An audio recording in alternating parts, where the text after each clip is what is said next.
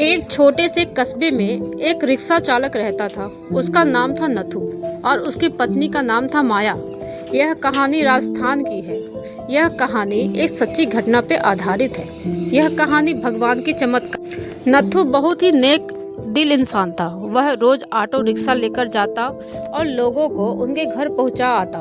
उसका व्यवहार एक छोटे बच्चे से लेकर बड़े बुजुर्ग सभी व्यक्तियों से बहुत अच्छा लगता था।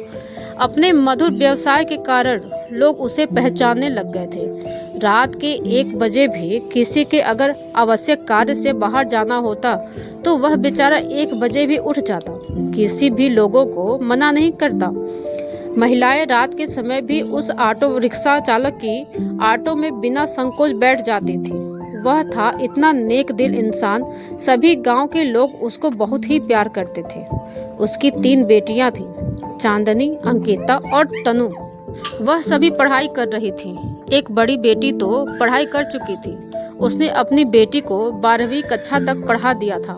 बाकी दोनों बेटियां शिक्षा ग्रहण कर रही थीं।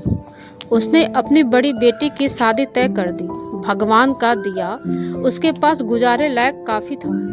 ऑटो रिक्शा चालक ने अपनी बेटी का विवाह एक अच्छे परिवार में तय कर दिया था। उसके ससुराल वालों ने शादी की तारीख निश्चित कर दी थी। ऑटो रिक्शा चालक ने रात दिन मेहनत करके अपनी बेटी की शादी के लिए रुपए जुटाए थे। उसमें अपनी बेटी के गहने, कपड़े और शादी का सारा सामान खरीद लिया था। वह अपनी बेटी की शादी का इंतजार कर रहा था। वह एक दिन भगवान के मंदिर में पूजा करने गया। वह मंदिर में पूजा कर कहने लगा कि हे भगवान, मेरी बेटी की शादी जल्दी ही होने जा रही है। अपनी बेटी की शादी का सामान खरीदने में मुझे कोई कमी नहीं आई। आपकी दया से सब कुछ ठीक चल रहा है। सारा सामान भी आ गया है। खाने पीने का सारा सामान भी आ चुका है। शादी के 2-3 दिन रह गए थे। अपनी बेटी के पास जाकर बोला, मेरे पास देने के लिए ज़्यादा तो कुछ नहीं। मैंने तुम्हारे लिए थोड़े से गहनों भी बनवा दिए हैं। तुम्हारी दोनों बहनों के हाथ भी पीले करने हैं। तुम्हारा हाथ एक अच्छे परिवार में दे रहा हूँ। लड़का अच्छी नौकरी करता है, वहाँ तुम्हें कोई कमी नहीं रहेगी। बेटा, लड़की तो पराया धन होती है। उसे तो एक दिन ससुराल जाना ही पड़ता है। बेटी निराश हो गई।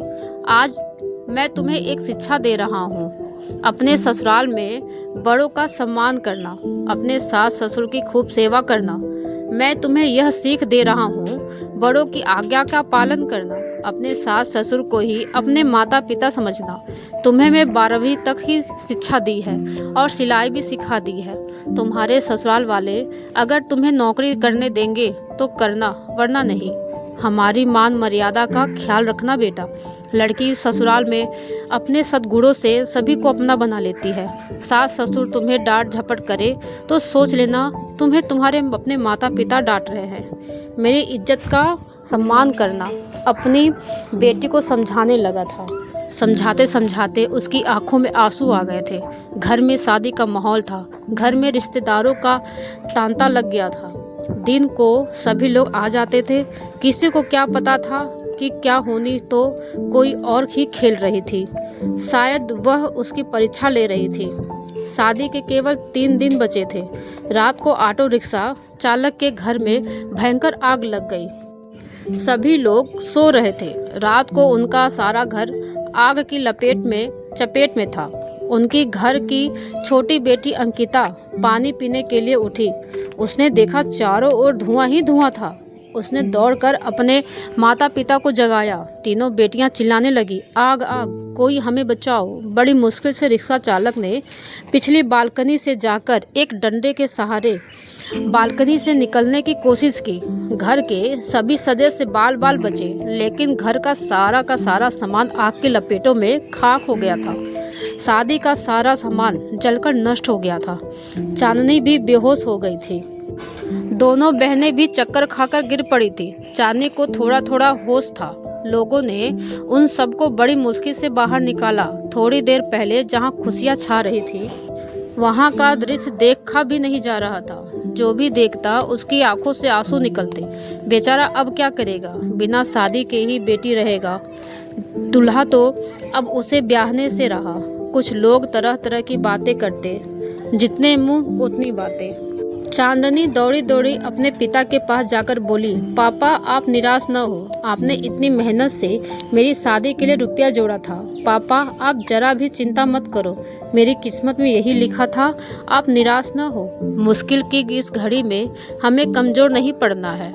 मैं आपका बेटा नहीं हूँ तो क्या हुआ, अपने बेटों की तरह हमारी परवरिश में कोई कमी नहीं रखी। हम तीनों बहनों को वह सब कुछ दिया जो आपसे बन पड़ा।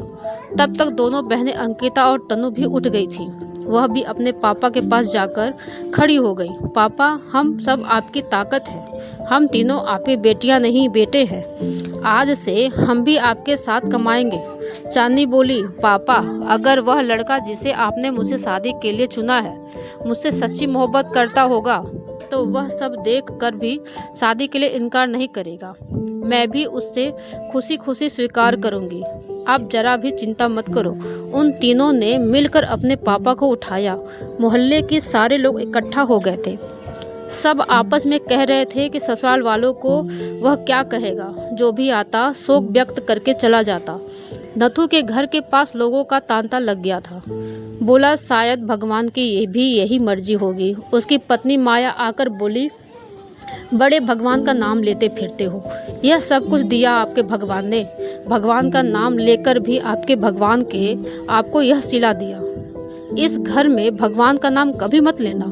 वह बोला, भाग्यवान यह तो नियति का खेल है, भगवान को क्यों कोसती हो।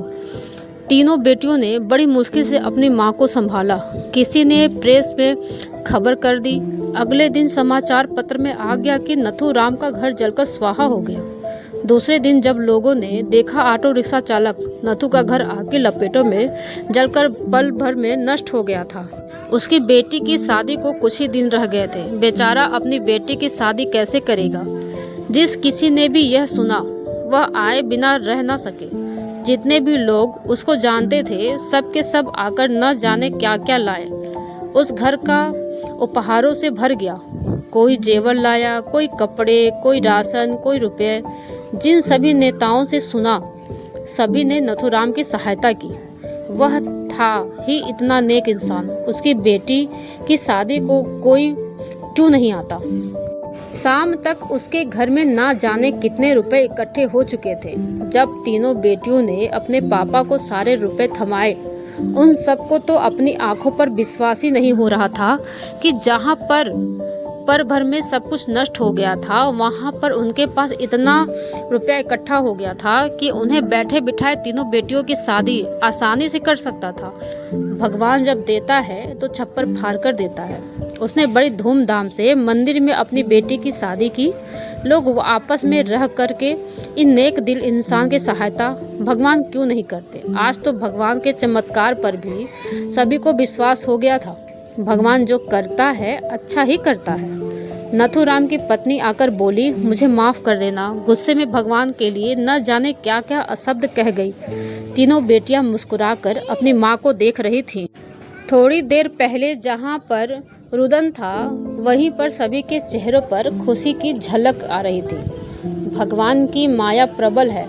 वह इंसान की कड़ी से कड़ी मेहनत परीक्षा लेने में कोई कसर नहीं छोड़ता। नथुराम और उसकी बेटियों ने मुसीबत की घड़ी में मिलकर एक दूसरे का साथ दिया, अपने हौसले को डगमगाने नहीं दिया। उसकी बेटियों ने एक से एक बेटे होकर अपने पिता के विश्वास को ठेस नहीं पहुंचाने दी। भगवान ने रातों रात छप्पर फाड़ कर उसकी सहायता की। वह बोला, इतने रुपए इकट्ठे हो गए कि जिससे मैं तुम तीनों की शादी आसानी से कर सकता हूँ। तो दोस्तों अगर आपको ये वीडियो अच्छी लगी हो तो हमारे चैनल को सब्सक्राइब करना ना भूलिएगा। वीडियो को लाइक करिएगा, कमेंट में ज़रूर बताइएगा।